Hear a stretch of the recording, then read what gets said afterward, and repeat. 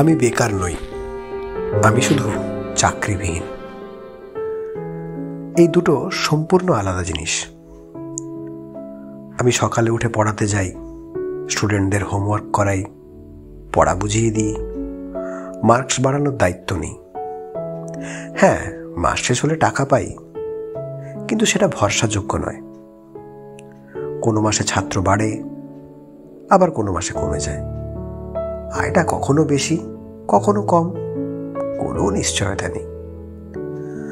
অনেকেই বলে, টিউশনি করছিস, অন্য কিছু ভাবছিস না?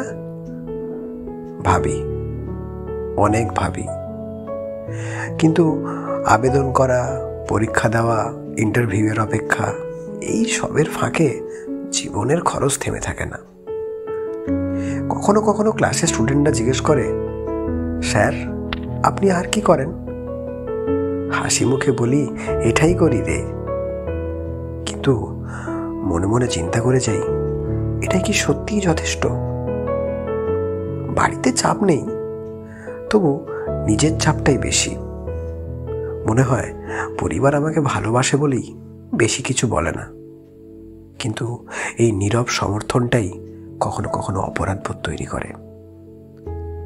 রাতে পরিকল্পনা করি, নতুন কোচিং খুলব, স্পোকেন ইংলিশ কোর্স শুরু করব, অনলাইনে পড়াবো, কিন্তু শুরু করার সাহসটা প্রতিদিন একটু করে পিছিয়ে যায়।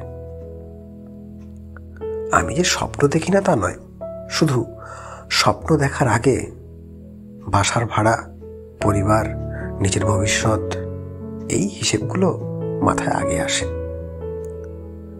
তবে আমি লড়ছি, কাউকে দেখানোর জন্য নয়, নিজেকে প্রমাণ করার জন্যও নয়, শুধু নিজের জীবনটাকে একটা দাঁড়ানোর জায়গা দেওয়ার জন্য।